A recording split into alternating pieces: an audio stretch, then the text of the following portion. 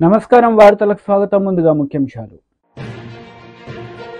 TDP leader press meet, పలు అంశాలపై వివరణ.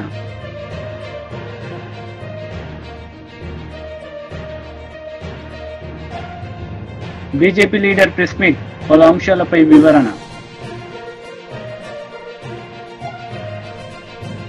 బీజేపీ రాష్ట్ర అధ్యక్షుడు కిషన్ రెడ్డి మీడియా సమావేశం నిర్వహించారు. ఈ సందర్భంగా పలు అంశాలపై ఆయన మాట్లాడారు. ఉద్యోగాలు వస్తాయి మా అన్నలకు తమ్ములకు అని చెప్పి ఆ రోజు బలిదానం అయ్యారు.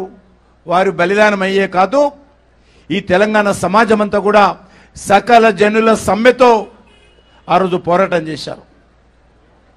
చివరకు గల్లీ నుంచి ఢిల్లీ వరకు భారతీయ జనతా పార్టీ కూడా నిరంతరమైనటువంటి పోరాటం చేసి తెలంగాణ సాధనలో కీలక పాత్ర పోషించింది. ఉస్మానియా యూనివర్సిటీలో ఆ రోజు విద్యార్థులు ఆందోళన చేస్తూ ఉంటే పోలీసులు తుపాకులు ఎక్కుపెట్టినా, లాఠీలు జులిపించినా, మరి బూట్లతో ఉద్యమకారులను తొక్కినా ఆ తెలంగాణ విద్యార్థుల గుండె చప్పుడు పార్లమెంటులో వినిపించిన ఘనత భారతీయ జనతా పార్టీది. సుష్మా స్వరాజ్ గారిదని సందర్భంగా మనం చేస్తున్నాం. సుష్మా స్వరాజ్ గారు పార్లమెంటులోనే కాదు, తెలంగాణ అన్ని జిల్లాలలో పర్యటించి, ఓ తెలంగాణ ప్రజలారా, ఓ తెలంగాణ విద్యార్థి యువకులారా, మీరు పోరాటం చేయండి, మీకు అండగా నేను ఉన్నానని చెప్పి ఆ రోజు ఒక తల్లిగా, ఒక అమ్మగా, మరి ఒక మాతృమూర్తిగా ఆ రోజు తెలంగాణ సమాజానికి మరి సుష్మా స్వరాజ్ గారు భారతీయ జనతా పార్టీ అండగా నిలబడి 160 మంది ఎంపీలు తెలంగాణకు అనుకూలంగా ఓటు వేసి తెలంగాణ సాధనలో బీజేపీ కీలక పాత్ర పోషించింది. కానీ దురదృష్టవశాత్తు తెలంగాణ వచ్చిన తర్వాత మరి ఈ రాష్ట్రంలో అధికారం నిలగబెట్టినటువంటి కేసీఆర్ కానీ, కేసీఆర్ కుటుంబం కానీ, టీఆర్ఎస్ పార్టీ కానీ, ఆ తర్వాత బీఆర్ఎస్ పార్టీ కానీ తెలంగాణ యువతకు వెన్నుపోటు పొడిచింది. తెలంగాణ యువతకు అన్యాయం చేసింది. తెలంగాణ యువతను మోసం చేసింది. తెలంగాణ యువతకు అన్యాయం చేయడం జరిగింది. దురదృష్టం ఏంటంటే ఒక లెక్చరర్ పోస్టు భర్తీ చేయలే, ఒక టీచర్ పోస్టు భర్తీ చేయలే. ఆ రోజు తెలంగాణ యువతను అనేక రకాలుగా వేధించి అవమానాలకు గురి చేయడం జరిగింది. ఇదే ధర్నా చౌక్లో తెలంగాణ ఉద్యమంలో అనేక ఉద్యమాలు చేసి మరి ఈ ప్రభుత్వం మీద ఒత్తిడి చేసినటువంటి చరిత్ర తెలంగాణ ఉద్యమకారులది. కానీ కేసీఆర్ అధికారంలో రాగానే ఈ ధర్నా చౌక్లో ఉద్యమాలు చేయొద్దని చెప్పి నిషేధం పెట్టినటువంటి గనుడు కేసీఆర్. చివరకు న్యాయస్థానానికి వెళ్ళి ఈరోజు మనం చేస్తున్నామే ధర్నా, ఆ రోజు న్యాయస్థానానికి వెళ్ళి తెచ్చుకున్నటువంటి ఆదేశాలతో ఈరోజు ఆందోళన చేస్తున్నాము. తెలంగాణ మరి రాష్ట్ర సమితి అధికారంలో ఉన్నప్పుడు కూడా ఇక్కడ ఆందోళన చేశాం మనం. మరి ఈరోజు కాంగ్రెస్ పార్టీ అధికారంలోకి వచ్చింది. మొన్న జరిగినటువంటి శాసనసభ ఎన్నికల్లో కాంగ్రెస్ పార్టీ, ఈనాటి ముఖ్యమంత్రి రేవంత్ రెడ్డి గారు కాంగ్రెస్ పార్టీ అధ్యక్షుడు, ఆయన ఇప్పుడు కూడా ఆయన రోజు అనేక రకాల మాట్లాడాడు. వాళ్ళ నాయకుడైనటువంటి రాహుల్ గాంధీ మాట్లాడారు, వాళ్ళ నాయకురాలైనటువంటి సోనియా గాంధీగా మాట్లాడారు, ప్రియాంక గాంధీ గారు మాట్లాడారు, ఊరూరా మాట్లాడారు. యూత్ డిక్లరేషన్ పేరుతో ఈ టీఆర్ఎస్ పార్టీ తెలంగాణ యువతకు అన్యాయం చేసింది. మా పార్టీ అధికారంలోకి వస్తే, కాంగ్రెస్ పార్టీ అధికారంలోకి వస్తే మేము న్యాయం చేస్తామని అనేక రకాల హామీలు ఇవ్వడం జరిగింది. కానీ ఈరోజు పరిస్థితి ఏంది? ఏరు దాటేంత వరకు ఓడమల్లన్నా, ఏరు దాటినాక బోడిమల్లన్న విధంగా ఈరోజు వ్యవహారం చేస్తా ఉన్నారు రేవంత్ రెడ్డి గారు. ఆ రకంగా ఈరోజు వచ్చిన ఈ యొక్క 8 నెలల్లోనే తెలంగాణ యువతకు అనేక రకాలుగా మోసం చేసినటువంటి, అన్యాయం చేసినటువంటి ప్రభుత్వము కాంగ్రెస్ పార్టీ ప్రభుత్వము, ముఖ్యమంత్రి రేవంత్ రెడ్డి గారని మనం చేస్తా ఉన్నాను. మాట్లాడమే కాదు, అవమానం చేసే విధంగా ఏ విద్యార్థులైతే, యువకులైతే తెలంగాణ కోసం బలిదానం చేసి ఆనాటి ప్రభుత్వాన్ని మెడలు వంచి తెలంగాణ తెచ్చుకున్నారో ఈరోజు వాళ్ళందరినీ కూడా మరి ఇష్టారాజ్యంగా అవమానం చేసే విధంగా ముఖ్యమంత్రి మాట్లాడము చాలా విచారకరమని ఈ సందర్భంగా మనం చేస్తున్నాను. ముఖ్యమంత్రి వ్యాఖ్యలను తెలంగాణ యువత ఖండించాల్సినటువంటి అవసరం ఉంది. ఉస్మానియా యూనివర్సిటీ అంటే అది త్యాగాలకు కేంద్రము, ఉద్యమాలకు అడ్డా. మరి అటువంటి ఉస్మానియా విశ్వవిద్యాలయంలో చదివేటువంటి విద్యార్థులను రేవంత్ రెడ్డి గారు అనేక సార్లు అవమానం చేస్తూ మాట్లాడారు. మరి ఈరోజు పరిస్థితి ఏంది? అనేక రకాల హామీలు ఇచ్చారు. ఈరోజు వైసీపీ లీడర్ మీడియా సమావేశం నిర్వహించారు. ఈ సందర్భంగా పలు అంశాలపై ఆయన మాట్లాడారు. అలాగే ప్రజల్లో ఒక రకమైనటువంటి భయాందోళనలకి గురి చేసే విధంగా జరుగుతున్నటువంటి పద్ధతుల్ని అన్నిటినీ కూడాను మొత్తం డిస్కస్ చేయటం, దానికి తగిన విధంగా ఆ పద్ధతుల్ని ఎలా ఆపాలి అనే విధంగా గవర్నమెంట్కి తెలియచెప్పాలి గట్టిగా. అలాగే సెంట్రల్ గవర్నమెంట్లో కూడా మొత్తం అంతా కూడాను వాళ్ళ దృష్టికి తీసుకురావాలి.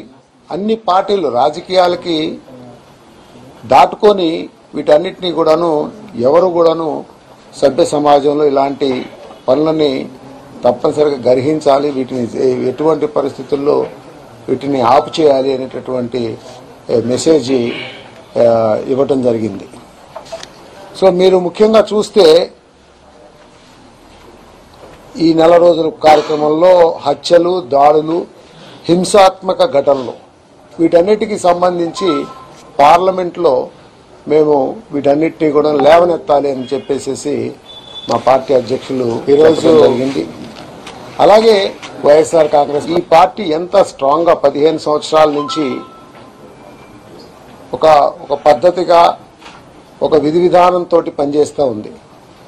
సో ఆ విధానాలు ఎంత స్ట్రాంగ్ గా ఉన్నాయి, వీటిని డిస్టర్బ్ చేసే విధంగా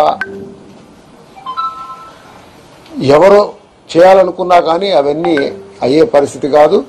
పార్టీ పటిష్టంగా ఉంటుంది, స్థిరంగా ఉంటుంది, క్యాడర్కి అంతా కూడాను భరోసా ఇచ్చే విధంగా మా నాయకత్వం ఉంటుందని చెప్పి తెలియజేస్తున్నాం. అలాగే ఈ కూటమి కానీ లేకుంటే తెలుగుదేశం ప్రభుత్వంగా కానీ ఎటువంటి పరిస్థితుల్లో కూడాను అగ్రెసివ్ స్టెప్స్ తీసుకోవద్దు అనేసి మళ్ళా మీ అందరి ద్వారా తెలియజేస్తా ఉన్నాం. వీటిని అనవసరంగా వీటన్నిటిని మళ్ళా ఇప్పుడు ఇవన్నీ కూడాను every action will have opposite and equal reaction. ఇది ఎటువంటి పరిస్థితుల్లో ప్రజాస్వామ్యంలో ఇది జరగనీయకూడదు, వీటిని ఆపాలి అనేటటువంటి దీన్ని మేము పార్టీ తరఫు నుంచి మా నాయకులు చెప్పిన దాన్ని బట్టి మేము అన్ని ఎస్పెషల్లీ ప్రభుత్వానికి తెలియజేస్తా ఉన్నాం.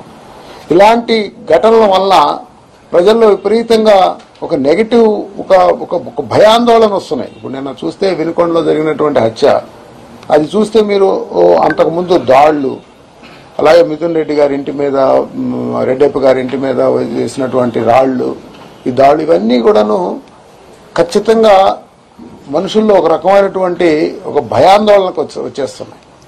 సో కాబట్టి తప్పనిసరిగా వీటిని ఇమీడియట్ గా లా అండ్ ఆర్డర్ ఫుల్ కంట్రోల్లో తీసుకోవాల్సినటువంటి బాధ్యత ప్రభుత్వం మీద ఉంది అని చెప్పి తెలియజేస్తా ఉన్నాం. అలాగే చంద్రబాబు నాయుడు గారిని కూడా నేను ఒకటి కోరుకుంటా ఉన్నాను, ఖచ్చితంగా మీరు మీ క్యాడర్కి, మీ టీమ్స్కి అన్నిటికి కూడా మెసేజ్ ఫార్వర్డ్ చేయాలి. తప్పనిసరిగా ఇలాంటి దాడులన్నింటినీ ఆపించాలా. ఇది ఖచ్చితంగా నేను పర్సనల్ గాను అలాగే మా పార్టీ తరఫున కూడాను మేము ఇది రిక్వెస్ట్ చేయడం జరుగుతూ ఉంది. అలాగే పార్టీ తరఫు నుంచి, మా వైసీపీ పార్టీ తరఫు నుంచి కూడాను ఇప్పుడు మేము కూడా ఒక స్ట్రాంగ్ మేము ప్రొటెస్ట్ తీసుకోకపోతే, ఒక స్ట్రాంగ్ మెసేజ్ ఇవ్వకపోతే, ఇలాంటి పోరాటాలు మేము ఒక పోరాట స్ఫూర్తితోటి కనుక ఇలాంటి ఇష్యూస్ కనుక ఆపకపోతే ఖచ్చితంగా ఇదంతా కూడాను తప్పనిసరిగా దారుణాలు ఇంకా జరుగుతాయి, వీటికన్నిటికీ అడ్డుకట్ట వేయాల్సినటువంటి బాధ్యత ఉంది అని చెప్పి కూడా చెప్తా ఉన్నాం. అలాగే ముఖ్యంగా అసెంబ్లీ సమావేశాలు రేపు సోమవారం నుంచి స్టార్ట్ అవబోతా ఉన్నాయి. సో అందులో కూడా తప్పనిసరిగా పార్టీ తరఫున మేమందరం కూడా నిరసన తెలియజేయాలని చెప్పేసి పార్టీ తరఫు నుంచి డిసిషన్ తీసుకుంటున్నాం. అలాగే మంగళవారం నాడు ఎంపీలు, ఎమ్మెల్యేలు, ఎమ్మెల్సీలు అలాగే ముఖ్యమైన నాయకులందరూ కూడాను ఢిల్లీ చేరుకుంటాం. ఢిల్లీలో కూడా తప్పనిసరిగా బుధవారం దానికి సంబంధించి కాంగ్రెస్ నేతలు మీడియా సమావేశం నిర్వహించారు. ఈ సందర్భంగా పలు అంశాలపై వారు మాట్లాడారు. అది విగ్రహం లేదు. మొన్న జరిగినటువంటి జనరల్ బాడీలో నేను ఈ ఇష్యూ రేజ్ చేశాను. ఏ విధంగానైతే ఇంటర్నేషనల్ స్టేడియం కావాలంటే అక్కడ పేరున్నది కానీ రాజీవ్ గాంధీ లేదు. విమానాశ్రయం పేరు రాజీవ్ గాంధీ పేరున్నది. అదేవిధంగా దీన్ని కూడా చేయాలని గతంలో వాళ్ళే హైదరాబాద్ క్రికెట్ అసోసియేషన్ నన్ను అప్రోచ్ కావడం, సోనియా గాంధీని కలవడం, ఆ తర్వాత సోనియా గాంధీకి చెప్పారు కూడా, అమ్మ మేము రాజీవ్ గాంధీ పేరు పెడతామని. ఇవన్నీ జరిగిపోయినాయి. కానీ మొన్న జనరల్ బాడీ మీటింగ్లో యునానిమస్ గా అందరూ ఒప్పుకున్నారు. ఆ స్టాచ్యూ కూడా తయారవుతుంది. దానికి వాళ్ళ మన స్పోర్ట్స్ ఇన్ఛార్జ్ ఉన్నటువంటి మన క్యాబినెట్ అయినటువంటి జితేందర్ రెడ్డి, అదేవిధంగా జగన్మోహన్ రావు, ఇది హైదరాబాద్ క్రికెట్ అసోసియేషన్ ఆయన కూడా రావడం జరిగింది. ప్లేస్ కూడా చూపించాం. రేపటి నుంచి పని మొదలు పెడతాం. అది నా ఉద్దేశంలో రాజీవ్ గాంధీ బర్త్డే 20 ఆగస్టుకు ఉంది. ఇంత లోపల కావాలనేది నా ఉద్దేశం. దానితో పాటు రేవంత్ రెడ్డి గతంలోనే కలిసి ప్రియాంక గాంధీని పిలిస్తే బాగుంటుంది అనేది ఉన్నది. అది సరే తయారైన తర్వాత మరి రేవంత్ రెడ్డి గారు చొరవ తీసుకుంటే ఆ స్టాచ్యూని పెట్టడం జరుగుతుంది. దీంతో పాటు నాకు ఒక రిక్వెస్ట్ ఉంది. చాలా రోజుల నుంచి గత ప్రభుత్వం 10 సార్లు లెటర్ రాశాను, అడిగాను. యావత్ భారతదేశంలో ఇవాళ క్రికెట్ క్రేజీ పెరిగిపోయింది. మరి ఇంకో పక్క దాంతో పాటు డ్రగ్స్ కూడా పెరిగిపోయినాయి. ఎక్కడ చూడు డ్రగ్స్ డ్రగ్స్ డ్రగ్స్ అంటున్నారు. కనుక నా ఉద్దేశంలో ఈ డ్రగ్స్ ను ఆపడానికి పట్టుకోవడం ఒక లెక్క, కానీ యంగర్ జనరేషన్ వాళ్ళను డ్రగ్స్ తరఫు పోకుండా స్పోర్ట్స్ తరఫు రావాలంటే నాకు ఒక ఆలోచన వచ్చింది. గతంలో కూడా కేసీఆర్ గారిని రిక్వెస్ట్ చేశాను, కానీ ఆయన ఏది పట్టించుకోలేదు. అన్ని జిల్లాలలో ఎస్పీ ఆఫీస్ ఉంటుంది, అదేవిధంగా కలెక్టర్ ఆఫీసులు ఉంటాయి, అన్ని ఉంటాయి. కానీ స్పోర్ట్స్ కాంప్లెక్స్లు ఎక్కడ లేవు. కనుక నా ఉద్దేశంలో ముఖ్యమంత్రి గారు కూడా యంగ్స్టర్ కాబట్టి యంగ్స్టర్ను ఎంకరేజ్ చేయాలంటే ఇవాళ అన్ని రాష్ట్రాలలో కూడా అన్ని ఇతర దేశాలలో కూడా క్రికెట్ క్రేజ్ పెరిగింది. కనుక ఒక స్పోర్ట్స్ కాంప్లెక్స్ ఉంటే అది ఒక క్రికెట్ స్టేడియం పక్క రాష్ట్రమైనటువంటి ఆంధ్రలో అది కడపలా, కర్నూలులా, విజయవాడలా అన్ని జిల్లాలలో క్రికెట్ స్టేడియాలు ఉన్నాయి. 12 వరకు ఉన్నాయి. ఇక్కడ కూడా పెట్టారు. మాజీ మంత్రి కేటీఆర్ మీడియా సమావేశం నిర్వహించారు. ఈ సందర్భంగా పలు అంశాలపై ఆయన మాట్లాడారు. అటు అవసరమైతే రాష్ట్రపతి దాకా కూడా పోతాము, వారికి కూడా వివరించి చెప్తాం. ముఖ్యంగా తెలంగాణ యువతకి మీ అందరికీ ఇచ్చే మాట, కాంగ్రెస్ ఇచ్చిన ప్రతి హామీ నిలబెట్టుకునేదాకా, పోస్టులు పెంచేదాకా, మీకు న్యాయం జరిగేదాకా మీ తరపున ప్రధాన ప్రతిపక్షంగా భారత రాష్ట్రంకి ఉంటుంది. కేసీఆర్ గారు ఉంటారు. తప్పకుండా మీ తరపున మీ హక్కుల కోసం మేము పోరాడతామని చెప్పి కూడా తెలియజేస్తూ, మీడియా కూడా ఇంత వర్షంలో ఇక్కడ వచ్చి కొంత ఇబ్బందులు పడుతూ కూడా అసౌకర్యం కలిగిన ఉన్నందుకు మీ అందరికి కూడా ప్రత్యేకంగా ధన్యవాదాలు, నమస్కారం.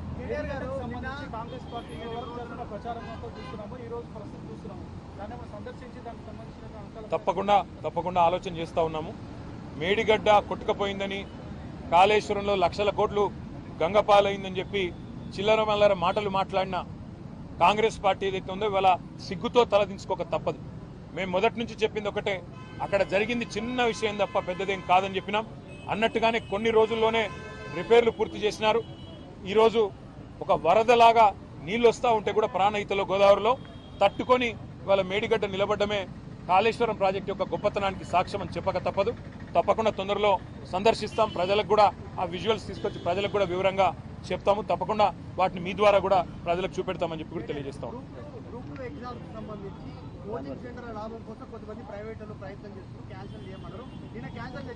రేవంత్ రెడ్డి గారు మొన్న ఒక మాట అన్నారు, నెలకు 100 కోట్లు లాభం వస్తుంది కోచింగ్ సెంటర్లకు ఉద్యోగాలు వాయిదా వేస్తే అన్నారు. మరి ఇప్పుడు 4 నెలలు వాయిదా వేశారు. మరి 400 కోట్లు ఆయన చెప్పిన ప్రకారం 400 కోట్లు మరి లాభం వచ్చింది అనుకుందాం. మరి అందులో ఏమైనా వాటాలు ముట్టినాయేమో కాంగ్రెస్ పార్టీకి ఆయనే చెప్పాలి. Thank you.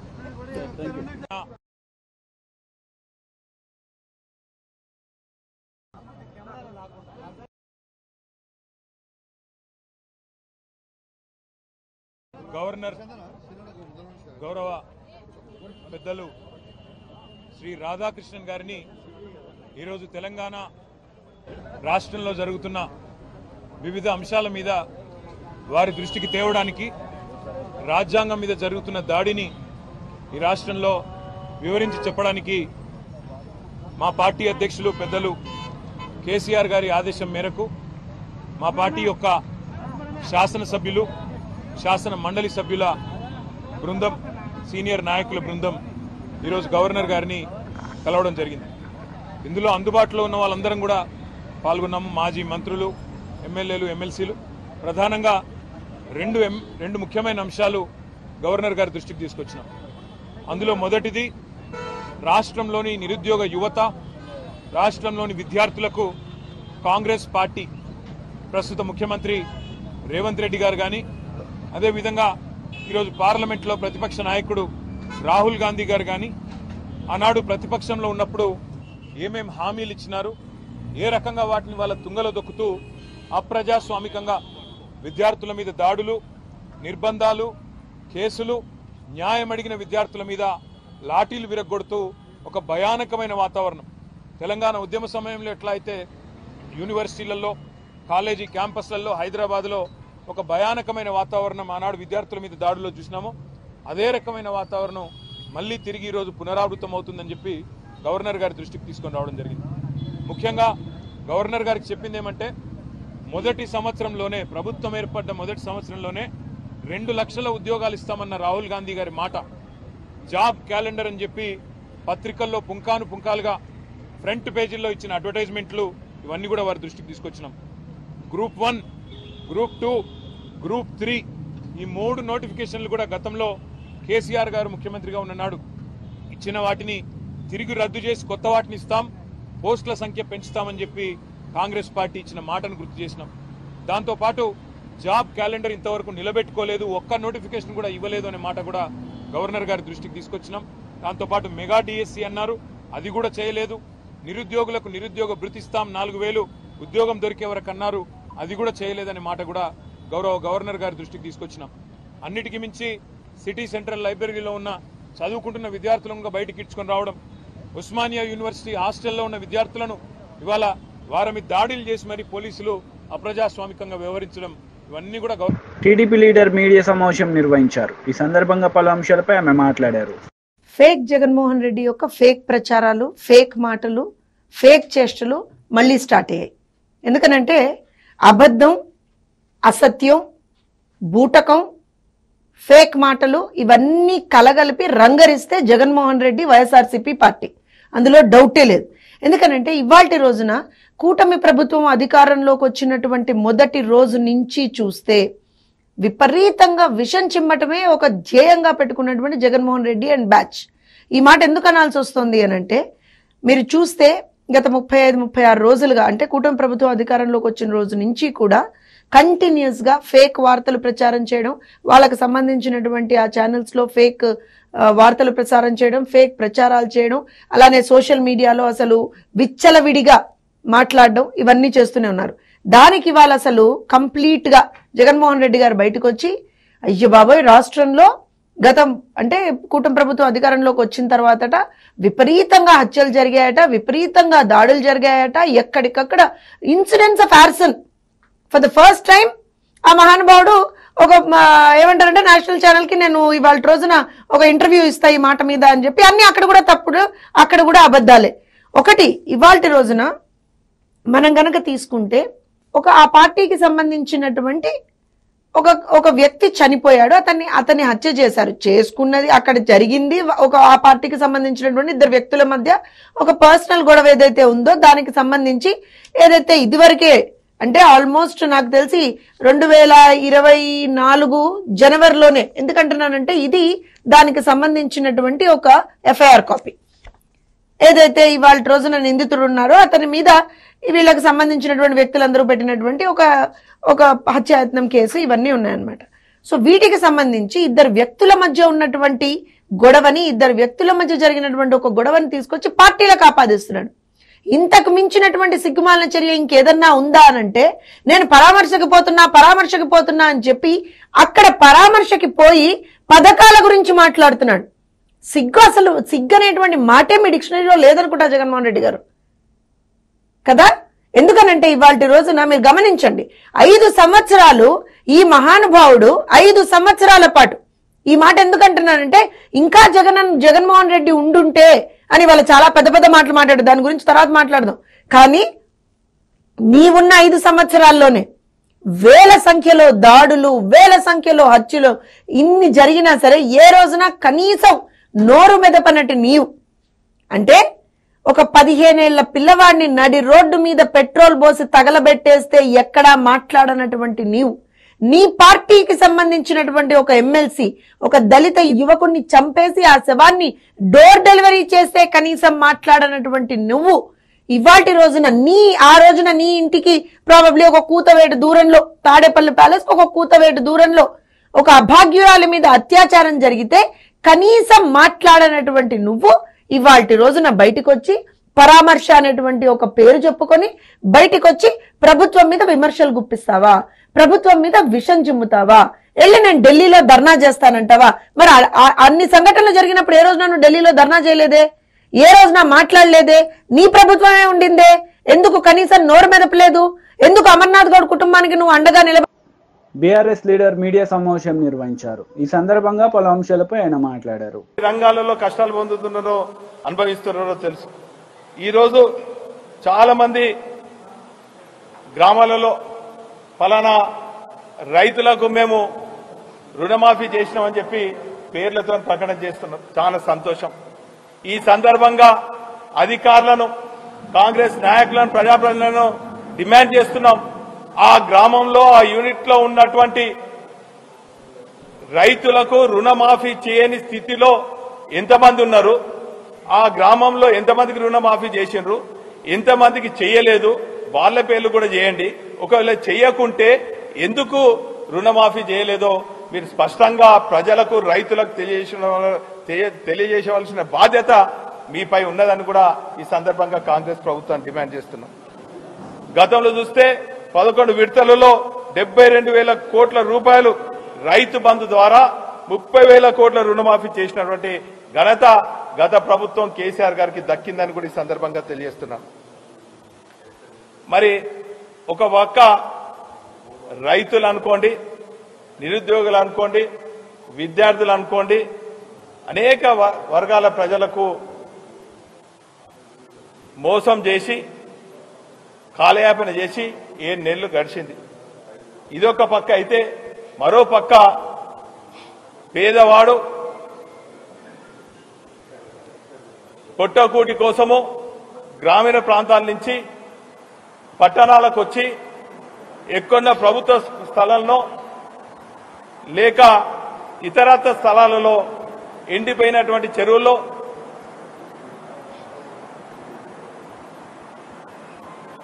పొట్టకూటి కోసం కూలీ చేసుకుంటూ కిరాయిలు కట్టలేని, స్థలాలు కొనుక్కోలేని నిరుపేదలు అక్కడక్కడక్కడ గుడిసెలు వేసుకున్నారు. అందులో హైదరాబాద్ తర్వాత అతిపెద్ద నగరంగా పిలువబడే ఈ చారిత్రాత్మక నగరంలో కూడా గత 50-60 ఏళ్ల నుంచి, మేము పుట్టనప్పటి నుంచి కూడా అనేక మంది పేదవాళ్ళు ఈ నగరాలలో. వార్తలు ముగించే ముందు ముఖ్యాంశాలు మరోసారి. టీడీపీ లీడర్ ప్రెస్ మీట్, పలు అంశాలపై వివరణ.